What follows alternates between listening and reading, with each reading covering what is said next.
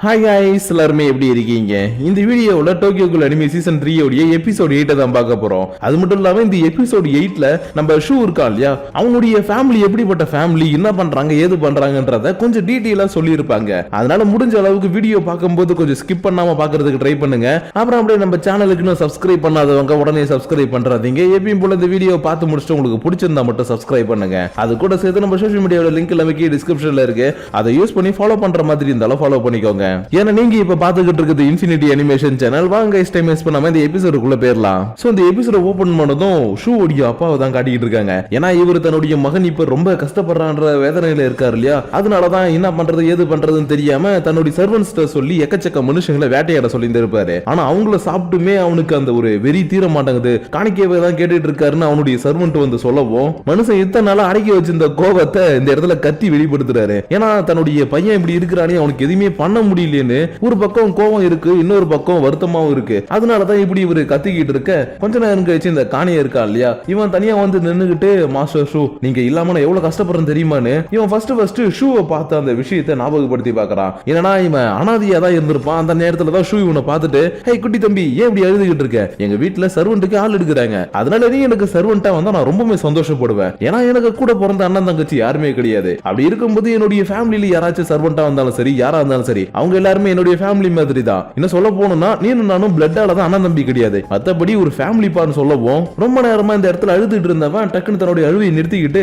ஐயா எனக்கு ஒரு அண்ணன் கிடைச்சிட்டான்னு ஷூ கூட கிளம்பி வந்திருப்பான். அதனாலதான் இவன் ஷூ கூட இருந்த அந்த சந்தோஷமான ஞாபகங்கள் எல்லாத்தையுமே நினைச்சு பார்த்துட்டு நின்றுட்டு இருக்கும் போது இன்னொரு சர்வெண்ட் வேகமா ஓடி வந்து இந்த மாதிரி மாஸ்டர் ஷூவை கட்டுப்படுத்த முடியல, அவர் வித்தியாசமா பண்றாருன்னு சொன்ன உடனே இவன் அடிச்சு புடிச்சு ஓடி வந்து பார்த்தா ஷூ தன்னுடைய காகுனியை கட்டுப்படுத்த முடியாம கதறிக்கிட்டு இருக்கிறான். ஏன்னா இவன் ரொம்ப நாளாவே ஹியூமன் ஃபிளஷ் சாப்பிடாம கணக்கேன்னு வைத்தியம் முடிச்ச மாதிரி இருந்தான் இல்லையா, அதனாலதான் இப்ப சடனா இவங்க வேட்டையாடி எடுத்துட்டு வந்த ஹியூமன்ஸ் உடைய ஃபிளஷ் கொடுத்து சாப்பிட வச்சதும் இவனுக்குள்ள இருக்கக்கூடிய காகுனே வெறி பிடிச்ச மாதிரி வெளியில வர ஆரம்பிக்குது. ஆனா ஒரு பிரச்சனையும் கிடையாது, இவங்களால இதை கட்டுப்படுத்த முடியும். ஏன்னா இதுக்கு முன்னாடி இதே மாதிரி ஒரு தடவை நடந்திருக்கு போல. அதனால அந்த காணி உடனே தன்னுடைய காகுனியை வெளியில கொண்டு வந்து ஷூ அப்படி லைட்டா கொஞ்சம் கட்டுப்படுத்திக்கிட்டே இருக்க மத்தவங்க எல்லாரும் சிசிஜில இருந்து வாங்கிட்டு வந்த பர்பிள் சீரத்தை போட்டு இவனை நார்மலா மாத்திடுறாங்க. இன்னது சிசிஜில இருந்து வாங்கிட்டு வந்தாங்களா, அப்ப அவங்களுக்கு தொடர்பு இருக்கான்னு கேட்டீங்கன்னா ஆமா, ஷூ உடைய ஃபேமிலி தலைமுறையா பணக்கார ஃபேமிலின்றதுனால இவங்களுக்கு நிறைய இடத்துல செல்வாக்கு இருக்குது. அதை யூஸ் பண்ணி தான் இந்த சீரத்தை கொண்டு வந்து அப்பப்போ ஷூவை நார்மலா மாத்துறாங்க. ஆனா இப்படி நார்மலா மாத்தினதுக்கு அப்புறம் இன்னைக்கு இவன் காணியை பார்த்துட்டு ஹே என்ன மன்னிச்சிடுறா, நான் இப்பெல்லாம் முன்ன மாதிரி இல்ல என்னால முடியல, எனக்கு என்னுடைய காணிக்கை இல்லாம எதுவுமே பண்ண முடியலடா, ப்ளீஸ் என்ன மன்னிச்சிரு, நான் உன்னை தேவையில்லாம காயப்படுத்தி என்ன மன்னிச்சிருன்னு சொல்லவும் இவன் டக்குன்னு அழுவ ஆரம்பிச்சிட்டான். ஏன்னா ஷூ இத்தனை நாளா இவன் கிட்ட இந்த மாதிரிலாம் பேசவே இல்லை, கோவப்பட்டு பேசிக்கிட்டே இருந்தான், ஏதாவது கத்திக்கிட்டே இருந்தான். அதனாலதான் இன்னைக்கு இவன் பேசுறதை கேட்டதும் இப்படி அழுதது மட்டும் இல்லாம மாஸ்டர் உங்களை நான் திரும்ப நல்லபடியா மாத்துவேன், எல்லாமே என்னுடைய தப்பு தான், நான் தப்பு பண்ணிட்டேன்னு செம வேகமா கார்டன் பக்கம் ஓடி வந்தவன் இங்க இருக்கக்கூடிய மரத்துல மோதுன்னு மோதி கீழே விழுந்துடுறான். ஏன்னா மாஸ்டர் ஷூ அந்த பக்கம் கஷ்டப்படுறாரு, இவன் பட்டிக்கும் இதை பண்றேன்னு சுத்திக்கிட்டு மட்டும் தானே இருக்கிறான். அதனாலதான் அவருடைய வலியை நான் கொஞ்சமாச்சும் அனுபவிக்கணும்னு இந்த பக்கம் இவன் மண்டையை போட்டு முட்டி கீழே விழுந்து கிடக்க சடனா இந்த இடத்துக்கு இவனை பாக்குறதுக்காக யாருக்கும் தெரியாம இந்த போட்டோகிராஃபர் பொண்ணு வந்திருக்கிறா. அதுவும் ஏன்னா இவ ஷூவை பத்தி விசாரிக்கிறதுக்காக தான் வந்திருப்பா. பட் இந்த இடத்துல இவ இப்படி அடி வாங்கி போய் கிடக்கிறத பார்த்ததும் சரி ஓகே உனக்கு நான் ஹெல்ப் பண்றேன், நாளைக்கு நான் சில போட்டோஸ் எடுத்துட்டு வராத நீ அவர்கிட்ட குடுன்னு சொல்லிட்டு மறுநாள் ஆனதும் இது முக்கியமான போட்டோ, இது நீ ஷூட் கொடுத்தினா அவர் நார்மலா மாறுறதுக்கு அதிகமான வாய்ப்பு இருக்குது. ஏன்னா இது ஐசி சாசுகே ஓடிய போட்டோன்னு சொல்லி கொடுக்கவும் இவனுக்கு ஒரே தயக்கமா இருக்குது. ஏன்னா ஐசி சாசுகே ஓடிய அண்டர்வேர் எடுத்து வந்து கொடுக்கும் போதே அவனுக்கு எந்த ஒரு ஸ்மெல்லும் வரலன்னு சொல்லிட்டான். அதனாலதான் அந்த போட்டோ கொடுத்ததுக்கு அப்புறம் கூட அவருக்கு ஞாபகம் வரலன்னா என்ன பண்றதுன்னு இவன் கொஞ்சம் வருத்தப்பட இந்த குட்டி பொண்ணு உடனே இங்க பாருப்பா இதுக்கெல்லாம் கவலைப்படாத, நீ போட்டோவை ஃபர்ஸ்ட் கொடு, அவர் அதை பார்த்ததுக்கு அப்புறம் ஞாபகப்படுத்துறாரா இல்லையன்றது அப்புறம் நம்ம பாத்துக்கலாம். ஏன்னா நம்ம எதுவுமே பண்ணாம இருக்கிறதுக்கு இப்படி ஏதாச்சும் பண்றது நல்லது தானே. அதனால எதுக்கும் கவலைப்படாம இதை எடுத்துட்டு போயிட்டு அவர்கிட்ட கொடுப்பா, அவர் கண்டிப்பா திரும்ப நார்மலா மாறுவாருன்னு சொல்லிட்டு இந்த இடத்துல இருந்து கிளம்பி போக இவளை ஃபாலோ பண்ணி சிசிடிவி மெம்பர்ஸ் வந்திருக்காங்க. ஏன்னா இவளுக்கு இந்த சிட்டில இருக்கக்கூடிய கோல்ஸ் எங்க இருக்குது, என்ன பண்ணுது ஏது பண்ணுது நல்லாவே தெரியும். அதனாலதான் சிசிடிவில இருக்கவங்களுக்கு ஏதாவது இன்ஃபர்மேஷன் ஒண்ணுனா இவளை தேடி வருவாங்க. பட் இப்ப இவங்களை கண்டதுமே இவ ஓட ஆரம்பிக்கிறா. ஏன்னா இவ இன்ஃபர்மேஷன் கொடுக்கறது மூலியமா நிறைய கெட்ட கோல்ஸ் இறந்து போனாலும் கூடவே சேர்ந்து நிறைய அப்பாவி கோல்ஸ்ல இறந்து போறாங்க இல்லையா. அதனாலதான் இன்னைக்கு இவங்க இன்ஃபர்மேஷன் கேட்க வந்ததை பார்த்ததுக்கு அப்புறம் இப்படி ஓடி வந்தவ ஒரு இடத்துல நின்னுகிட்டு சரி ஓகே இதுக்கப்புறம் நான் யாருக்கும் எந்த ஒரு விஷயத்தை சொல்ல போறது கிடையாது, ஒன்லி ஷூக்காக மட்டும் தான் நான் ஒர்க் பண்ண போறேன்னு இவனுடைய ஃப்ரெண்டு ஷூக்காக ஒர்க் பண்ணணும்னு இந்த பக்கம் யோசிச்சு கிளம்பி போக இன்னொரு பக்கம் இறந்து போன நட்கிராக்கருடைய கொடூரமான கனவு எல்லாமே இப்ப ஜின்ஷிக்கு வந்துகிட்டே இருக்குது. ஏன்னா அவ சாவறதுக்கு முன்னாடி யாருமே இங்க பிறக்கும் போது நல்லவனும் கிடையாது சாகும் போது கெட்டவனும் கிடையாதுன்னு சொல்லிட்டு செத்து போயிருந்திருப்பா இல்லையா. அந்த வார்த்தை இவனுக்குள்ள ஓட ஓட அவளை பத்தின கனவு மட்டும் தான் வந்துகிட்டே இருக்குது. இருந்தாலும் இது ஒரு கனவுதான்றதுனால திரும்பவும் படுத்து தூங்கினதுக்கு அப்புறம் மறுநாள் காலையில இவனும் ஐசிஎஸ் சாசுகேவும் சேர்ந்து வெப்பன் டிவிஷனுக்கு போயிருக்காங்க. ஏன்னா இவங்க எந்த கோலை கொன்னாலும் அந்த கோல் மூலியமா ஒரு குயின் கேவ் உருவாக்குவாங்க இல்லையா, அந்த மாதிரி தான் இவன் கொண்ட நெட்கரக்கர் மூலியமா இவனுக்காக ஒரு குயின் கேவ் உருவாக்கி இருக்காங்க. அதனால இதை எடுக்கலாம்னு இவன் பக்கத்துல போற நேரத்துல நெட்கரக்கர் சொன்ன அந்த டைலாக் ஞாபகம் வந்ததும் இல்ல என்னால முடியாதுன்னு பதறி போய் அப்படியே கீழே உட்கார்ந்துடுறான். இதனால ஐசிஏவும் என்ன பார்த்து ஏன் இந்த மாதிரி பண்ணிக்கிட்டு இருக்கேன்னு கேட்க, இல்ல நான் அவளை கொல்றதுக்கு முன்னாடி அவளை பத்தின டீடைல்ஸ் எதுவுமே படிக்கல, ஆனா அதுக்கப்புறம் படிச்சு பார்க்கும்போது என்னால அதை தாங்கிக்கவே முடியல. ஏன்னா அவ சின்ன வயசுல இருந்து ரொம்பவே கஷ்டப்பட்டு வாழ்ந்திருக்கிறா. அது போக எந்த ஒரு நல்ல ஹியூமனையும் அவ கொன்னது கிடையாது. அதுக்கு பதிலா யாரெல்லாம் இந்த உலகத்துல கெட்டது பண்ணிட்டு இருந்தாங்களோ அவங்களதான் தேடி கொண்டு இருக்கிறா. ஆனா அதெல்லாம் பத்தி எதுவுமே விசாரிக்காம நம்ம சிசிசி சொல்றாங்கன்றதுக்காக அவளை நான் போட்டு தள்ளிட்டேன். அதனாலதான் அவளுடைய காகடி மூலியமா உருவாக்கப்பட்ட குயின் கேவை என்னால தொடக்கூட முடியலன்ற மாதிரி வருத்தப்பட்டுக்கிட்டு இருக்கும்போது இன்னொரு பக்கம் அயோட்டோவும் இவன மாதிரி தான் வருத்தப்பட்டுக்கிட்டு இருக்கிறா. ஏன்னா ஹீனாமி ஐகிட்ரியில வந்து சேரும்போது ரொம்பவே சின்ன பொண்ணா இருந்தா. ஆனா இங்க வந்ததுக்கு அப்புறம் இவன் கிட்ட ரொம்பவே அட்டாச் ஆயிட்டா. அது எந்த அளவுக்குனா கானக்கி அண்டேக்கு வந்ததுக்கு அப்புறம் டோகா கூட நல்லாவே அட்டாச் ஆயிட்டு நல்ல ஒரு பாண்டிங்ல இருந்திருப்பான் இல்லையா, அதே மாதிரி ஒரு பாண்டிங்ல தான் ஹீனாமி ஐகிட்ரியில வந்து சேர்ந்ததுக்கு அப்புறம் இவன் கூட ஜாலியா ஃபன் பண்ணிட்டு இருந்திருப்பா. அதனாலதான் இப்ப அவளை சிசிசில இருக்கவங்க புடிச்சிட்டு போயிட்டாங்களேன்ற மாதிரி இவன் கொஞ்சம் வருத்தத்துல உட்கார்ந்து இருக்கும் போது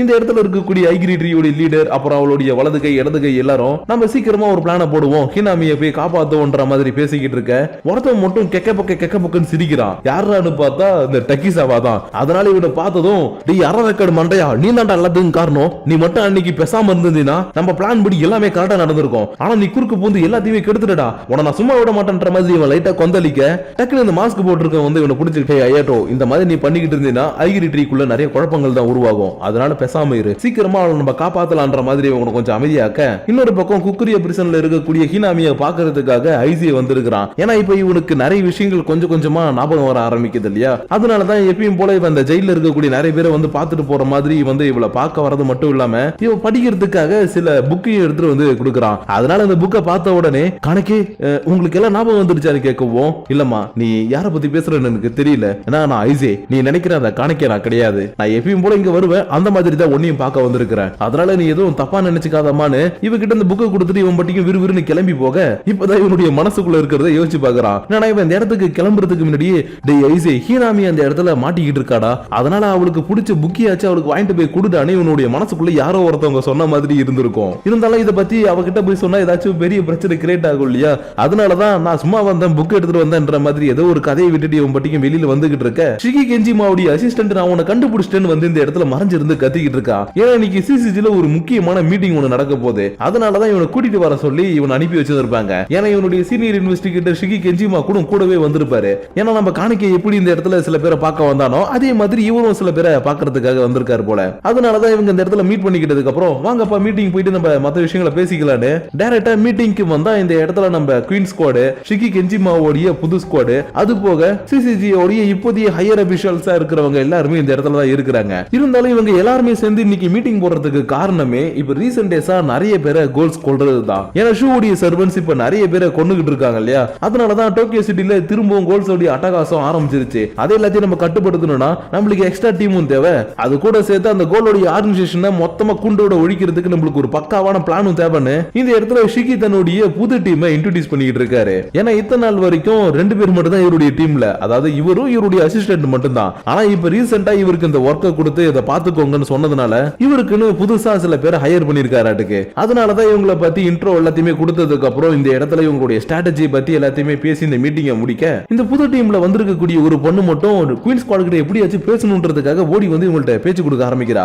ஏன்னா இந்த இடத்துக்குள்ள வரும்போதே குயின் ஸ்குவாட் தான் ரொம்ப ஸ்ட்ராங்கஸ்டான ஒரு ஸ்குவாட் அப்படின்ற மாதிரி கேள்விப்பட்டாலாம். அதனாலதான் இன்னைக்கு இவங்க எல்லாரையுமே இந்த இடத்துல பார்த்ததும் இவங்களை டைரக்டா வந்து பார்த்து பேசுறது மட்டும் இல்லாம நானுமே உங்க அளவுக்கு ஸ்ட்ராங்கஸ்டான ஒரு பொண்ணு தான், அதனால இந்த நாளை உங்களுடைய டைரியில குறிச்சு வச்சுக்கோங்க, சீக்கிரமா என்னுடைய திறமையை காட்டி உங்க டீம்ல ஒரு மெம்பரா சேர போறன்ற மாதிரி சொல்லிக்கிட்டு இருக்கும் போது இவரி தன்னுடைய மனசுக்குள்ள ரைட்டு நடத்துங்க, ஏற்கனவே இருக்கிறவனுக்கு எங்க மரியாதை கொடுக்க மாட்டானுங்க, இதுல வேற நீ வேற ஏமா இப்ப குறுக்க வரன்ற மாதிரி இவன் நினைச்சுக்கிட்டு இருக்கும் போது கரெக்டா இந்த பொண்ணுடைய டீம்ல இருக்கவங்களும் ஹே விட்டா அவங்க கூட போயிடுவியாட்டுக்கு வா இன்னைக்கு நம்மளுக்கு ஒரு முக்கியமான வேலை வந்திருக்கு, அதனால டைம் வேஸ்ட் பண்ணாம சீக்கிரமா நம்ம அந்த இடத்துக்கு போகணும்னு இவளை வந்து வேற ஒரு இடத்துக்கு கூட்டிட்டு போக இந்த இடத்துல இவங்க கூட இருந்த ஐசிஐ இருக்கா இல்லையா, இவன் மட்டும் நீங்க வீட்டுக்கு போங்க நான் கொஞ்ச நேரத்துல வந்துடுறேன்னு இவனுக்கு பார்சல்ல வந்த இவனுடைய 1 பேஜ் கோலுடைய மாஸ்க் இருக்கு இல்லையா, அதை எடுத்துக்கிட்டு இந்த மாஸ்க் செஞ்ச ஊட்டாகிட்டே வந்து சார் எங்களுக்கு ஒரு இன்ஃபர்மேஷன் தேவைப்படுது, இதை பத்தி உங்களால ஏதாவது சொல்ல முடிஞ்சா சொல்லுங்களேன்னு இவங்க கிட்ட கேட்க இல்லப்பா இதை இதை பத்தி எனக்கு எதுவுமே தெரியாதுப்பான்னு ஒரே அடியா முடிச்சிட்டான். ஏன்னா டோக்கா அவன்கிட்ட நம்ம உண்மையை சொல்ல தேவையில்ல, அதுக்கு பதிலா அவனே எல்லாத்தையுமே தெரிஞ்சுப்பான்ற மாதிரி சிம்பாலிக்கா ஒரு விஷயத்தை சொல்லியிருந்திருப்பா இல்லையா.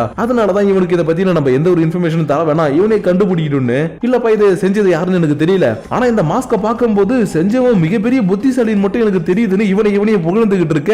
இவனும் சரி ஓகே, நான் தேடி வந்த இன்ஃபர்மேஷன் கிடைக்கலனாலும் இந்த இடத்துல நிறைய விஷயங்கள் எனக்கு தெரிய வந்திருக்குது. ஏன்னா நீங்க சூப்பரா மாஸ்க் செய்றீங்க, இருந்தாலும் உங்க கண்ணு ஏன் கருப்பா இருக்குது, இதை பார்க்கும்போது இன்னமும் கோல்டுடைய கண்ணை பாக்குற மாதிரி இருக்குதுன்னு சொன்னதும், தம்பி நீ தப்பா நினைச்சுக்காத, எனக்கு பச்சை குத்துறதுனா பேசிக்கா பிடிக்கும்பா, அந்த மாதிரி தான் என்னுடைய கண்ணுலயும் பச்சை குத்தி இருக்கிறேன், வேணும்னா உனக்கும் குத்தி விட்டுட்டுமான்னு கேட்க, இது கண்ணுல பச்சையா, ஐயோ இதெல்லாம் எனக்கு தேவையில்லைங்க, நம்ம வந்த வேலையை மட்டும் பாக்குறேன்னு இவன் கூட இந்த மாஸ்க பத்தியே சில விஷயங்கள் பேசிக்கிட்டு இருக்க. இன்னொரு பக்கம் ஷிகியோடைய அசிஸ்டன்ட் இருக்கா இல்லையா, அவன் இன்னைக்கு குடிச்சிட்டு ஒரு ரயில்வே ஸ்டேஷன்ல தனியா தள்ளாடிக்கிட்டு இருப்பான். அப்பன்னு பார்த்து இவனை கடத்திட்டு போறதுக்காக நம்ம ஷூடைய சர்வன்ஸ் வந்துட்டாங்க. ஆனா இன்னைக்கு இந்த இடத்துல மாட்டிக்கிட்டது இவன் கிடையாது, இவங்க தான். ஏன்னா இப்ப ரீசெண்ட் டேஸா காணா போற நிறைய ஹியூமன்ஸ் தன்னந்தனியா இருக்கும்போது தான் காணா போயிருக்காங்க. அதனாலதான் ஷிகி தன்னுடைய அசிஸ்டன்டே வச்சு இந்த மாதிரி ஒரு டிராப்பை செட் பண்ணி இவங்களை வசமா புடிச்சிட்டாரு. பட் இவங்க கிட்ட தான் அந்த பேரியரை உருவாக்கக்கூடிய ஒரு காகுனி இருக்கு இல்லையா, அது மூலமா இந்த இடத்துல பேரியரை உருவாக்கிட்டு தப்பிச்சு போலான்னு பார்த்தா புது டீம்ல வந்திருக்கக்கூடிய அந்த பொண்ணு இருக்கா இல்லையா, அவ புடிச்சு போட்டு போனாடி அடிச்சு ஒரு கோலை மட்டும் புடிச்சிட்டா.